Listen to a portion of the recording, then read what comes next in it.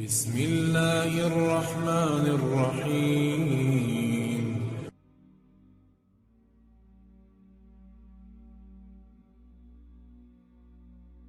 فرشتے نورانی مخلوق ہیں جنہیں ان کی اصلی شکل و صورت میں دیکھنا انبیاء کرام علیہ الصلاۃ والسلام کے علاوہ کسی اور کے لیے ممکن نہیں، اور یہی وجہ ہے کہ ہمارے ارد گرد لاتعداد فرشتے اپنے کاموں میں مصروف ہیں مگر ہمیں وہ دکھائی نہیں دیتے۔ اگر وہ انسانی شکل اختیار کر کے ہمارے سامنے آئیں تو پھر انہیں دیکھنا ممکن ہے۔ انسان کی نسبت فرشتے عظیم مخلوق ہیں اور ان میں بھی بعض چھوٹے ہیں اور بعض بڑے۔ فرشتوں کے پر، فرشتوں میں بعض کے 2 پر ہیں اور بعض کے 600 پر۔ قرآن کریم میں اللہ پاک کا ارشاد پاک ہے، اللہ تعالیٰ ہی کے لیے تمام تعریفیں ہیں جو ابتدا آسمانوں اور زمین کا پیدا کرنے والا ہے اور 2 3 4 پروں والے فرشتوں کا اپنا قاصد پیغمبر بنانے والا ہے۔ بعض روایات کے مطابق جبریل امین علیہ السلام کے 600 پر دیکھے گئے ہیں اور ہر پر نے آسمان کو گھیر رکھا تھا۔ ان کے پروں سے مختلف رنگ اور قیمتی موتی بکھر رہے تھے۔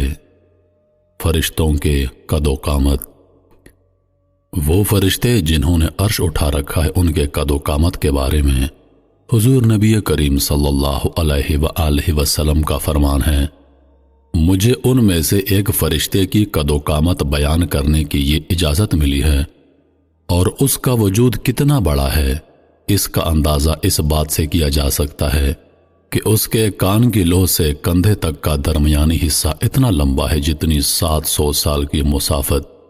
ایک دوسری حدیث میں سیدنا انس رضی اللہ عنہ سے مروی ہے کہ حضور نبی کریم صلی اللہ علیہ وآلہ وسلم نے ارشاد فرمایا، عرش کو اٹھانے والے فرشتوں میں سے ایک فرشتے کے بارے میں مجھے یہ بتانے کی اجازت دی گئی ہے، اس کے پاؤں سب سے نچلی 7ویں زمین میں ہیں اور اس کے کندھوں پر عرش ہے، اور اس کے دونوں کانوں کی اور کندھوں کے درمیان اتنی دوری ہے کہ اسے طے کرنے کے لیے پرندے کو 700 سال کی پرواز چاہیے۔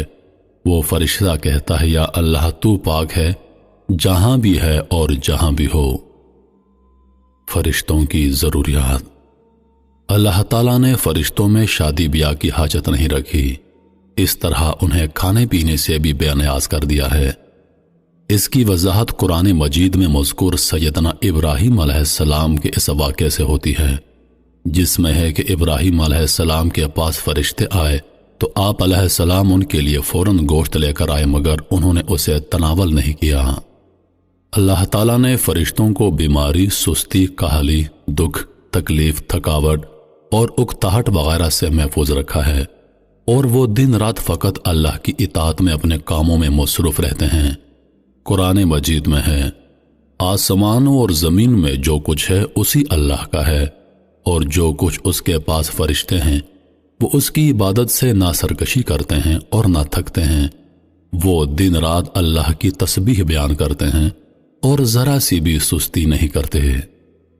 محترم عزیز دوستو، آرام اور نیند تھکاوٹ کو دور کرنے کے لیے ہوتی ہے، اور جب یہ واضح ہو گیا کہ فرشتے نہ تھکتے ہیں اور نہ سست پڑتے ہیں تو پھر ان کے لیے نیند اور آرام کی کوئی ضرورت باقی نہیں رہ جاتی۔ فرشتے تقریباً عام طور پر آسمانوں میں رہتے ہیں اور اللہ کے حکم سے مختلف کاموں کے لیے زمین پر اترتے ہیں اور پھر واپس آسمان پر چلے جاتے ہیں۔ قرآن مجید میں ایک اور مقام پر خود فرشتوں کی یہ بات مذکور ہے، ہم تیرے رب کے حکم کے بغیر نہیں اترتے۔ فرشتوں کی تعداد، فرشتوں کی تعداد کتنی ہے اس کے بارے میں کوئی تفصیل نہیں ملتی، کیونکہ اللہ تعالیٰ کا فرمان ہے، تیرے رب کے لشکروں کو اس کے سوا اور کوئی نہیں جانتا۔ بعض احادیث سے معلوم ہوتا ہے کہ فرشتوں کی تعداد بہت زیادہ ہے، بلکہ اندازہ ہوتا ہے کہ انسانوں اور جنوں سے بھی ان کی تعداد زیادہ ہے۔ سیدنا ابو ذر رضی اللہ عنہ سے مروی ہے کہ اللہ کے رسول صلی اللہ علیہ وآلہ وسلم نے فرمایا، آسمانوں میں کہیں 4 انگلیاں جگہ بھی ایسی نہیں جہاں کوئی نہ کوئی فرشتہ سجدہ ریز نہ ہو۔ سیدنا عبداللہ بن مسعود رضی اللہ عنہ سے مروی ہے کہ اللہ کے رسول صلی اللہ علیہ وآلہ وسلم نے فرمایا، قیامت کے روز جہنم کو اس حال میں لایا جائے گا کہ اس کی 70 لگامیں ہوں گی، اور ہر لگام کے ساتھ 70,000 فرشتے ہوں گے جو اسے کھینچ کر لا رہے ہوں گے۔ فرشتوں کی ایک اہم خاصیت یہ بھی ہے کہ وہ اللہ تعالیٰ کے حکم سے اپنی شکل و صورت کے علاوہ کوئی اور صورت اختیار کر سکتے ہیں۔ یہ صورت کسی ایسے انسان کی بھی ہو سکتی ہے جسے دیکھنے والے پہچان لیں۔ انسانوں کے علاوہ کسی اور ذی روح کی صورت اختیار کرنے کی فرشتوں کو طاقت ہے یا نہیں، اس کے بارے میں قرآن و سنت میں کوئی صراحت یا ذکر نہیں ملتا۔ البتہ ان کے انسانی شکل اختیار کرنے کے واقعات ضرور ملتے ہیں، اور انہی سے اندازہ ہوتا ہے کہ فرشتے اللہ تعالیٰ کے حکم سے دیگر شکلیں بھی اختیار کر سکتے ہیں۔ سیدنا ابراہیم علیہ السلام کے پاس فرشتے انسانی شکل میں آئے، اور ابراہیم علیہ السلام ان فرشتوں کو پہچان نہ پائے۔ پھر فرشتوں کے بتانے پر آپ علیہ السلام کو معلوم ہوا کہ یہ انسان نہیں ہے بلکہ فرشتے ہیں۔ سیدہ مریم علیہ السلام کے پاس جبریل امین علیہ السلام انسانی شکل میں تشریف لائے تھے، اور جبریل امین علیہ السلام سوائے 2 مرتبہ کے ہر مرتبہ نبی کریم صلی اللہ علیہ وآلہ وسلم کے پاس انسانی شکل میں تشریف لائے۔ فرشتوں کی طاقت۔ اللہ تعالیٰ نے فرشتوں کو انسانوں اور جنوں سے کئی گنا زیادہ قوت و طاقت عطا کر رکھی ہے۔ حضور نبی کریم صلی اللہ علیہ وآلہ وسلم نے جب طائف کے مقام پر وہاں کے لوگوں کو اسلام کی دعوت پیش کی تو آپ علیہ السلام پر وہاں کے لوگوں نے ظلم و جبر کی انتہا کر دی، اور حضور نبی کریم صلی اللہ علیہ وآلہ وسلم کو لہو لہان کر دیا۔ تو اس مقام پر سیدنا جبریل امین علیہ السلام تشریف لائے۔ انہوں نے آواز دی اور کہا کہ اللہ تعالیٰ حضور نبی کریم صلی اللہ علیہ وآلہ وسلم کے بارے میں آپ کی قوم کی باتیں سن چکا ہے، جو انہوں نے آپ کے خلاف اقدام کیا وہ بھی دیکھ چکا ہے۔ آپ کے پاس اللہ تعالیٰ نے پہاڑوں کا فرشتہ بھیجا ہے، آپ ان لوگوں کے بارے میں جو چاہیں اس فرشتے کو حکم دیں۔ اس کے بعد پہاڑوں کا فرشتہ مخاطب ہوا، اس نے حضور نبی کریم صلی اللہ علیہ وآلہ وسلم کو سلام کیا اور عرض کی، اے اللہ کے رسول، آپ جو حکم دیں گے میں اس کی تعمیل کروں گا۔ اگر آپ چاہیں تو میں دونوں طرف کے پہاڑوں کو ان پر لا کر ملا دوں جن سے یہ پس جائیں۔ اس طرح جبریل امین علیہ السلام کی قوت و طاقت کے بارے میں قرآن مجید میں ہے۔ انہیں حضور نبی کریم صلی اللہ علیہ وآلہ وسلم کو زبردست طاقت والے فرشتے نے سکھایا ہے جو زور آور ہے۔ فرشتوں کا نظام و ضبط۔ فرشتے اپنے ہر کام میں نظم و ضبط کی پابندی کرتے ہیں، اور اس میں کسی قسم کی کمی بیشی یا سستی اور کاہلی وغیرہ کا مظاہرہ نہیں کرتے۔ جن فرشتوں کی جب اور جہاں ڈیوٹی شروع ہوتی ہے وہ اس وقت وہاں پہنچ جاتے ہیں اور اپنے کسی کام میں ہلا گلا اور شور شرابہ نہیں کرتے۔ فرشتوں کی موت کا بیان۔ جس طرح انسانوں کی پیدائش اور موت کے مختلف مراحل ہوتے ہیں، فرشتوں کے لیے یہ مراحل نہیں ہیں، یعنی دنیا میں نئے انسان پیدا ہوتے ہیں اور پہلے سے موجود انسان فوت ہوتے رہتے ہیں، لیکن اس کے برعکس جب اللہ تعالیٰ نے فرشتوں کو پیدا کیا ہے تب سے وہ زندہ ہیں، اور قیامت قائم ہونے تک جب تک اللہ پاک چاہیں گے وہ زندہ رہیں گے، اور اللہ تعالیٰ کی طرف سے انہیں جو ذمہ داریاں دی گئی ہیں انہیں احسن طریقے سے وہ پورا کرتے رہیں گے۔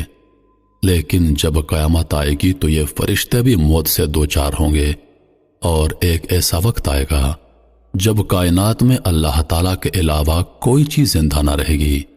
اسی صورتحال کو قرآن مجید میں اس طرح بیان کیا گیا ہے، زمین پر جو ہیں سب فنا ہونے والے ہیں، صرف تیرے رب کی ذات جو عظمت اور عزت والی ہے وہی باقی رہ جائے گی۔ مزید ایک جگہ فرمایا کہ ہر نفس کو مرنا ہے۔ عزیز دوستو، ان آیات سے معلوم ہوا کہ یہ ساری کائنات تباہ ہوگی اور اللہ تعالیٰ کے علاوہ ہر ذی روح موت سے دوچار ہوگی۔ اس کے بعد سب سے پہلے اللہ تعالیٰ اسرافیل علیہ السلام کو زندہ کریں گے اور انہیں حکم دیں گے کہ وہ سور پھونکیں، جس سے وہ ساری مخلوق جو مردہ تھی زندہ ہو جائے گی، جیسا کہ ارشاد باری تعالیٰ ہے۔ پھر دوبارہ سور پھونکا جائے گا، پس وہ سب کھڑے ہو کر دیکھنے لگ جائیں گے۔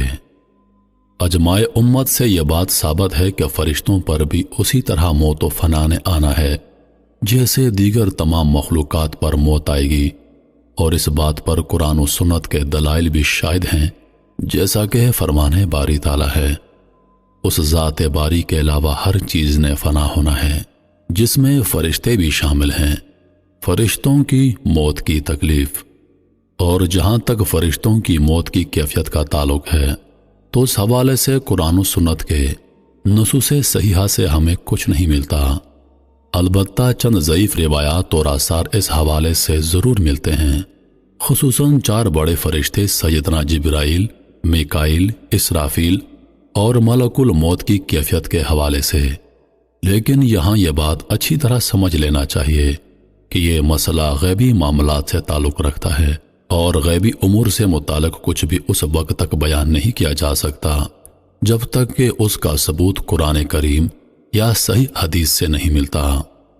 قرآن و سنت کے ظاہری آثار سے یہ بات سمجھ میں آتی ہے کہ تمام فرشتوں کی ارواح کو ملک الموت ہی قبض کریں گے، اور ملک الموت بغیر کسی فرشتے کے روح کے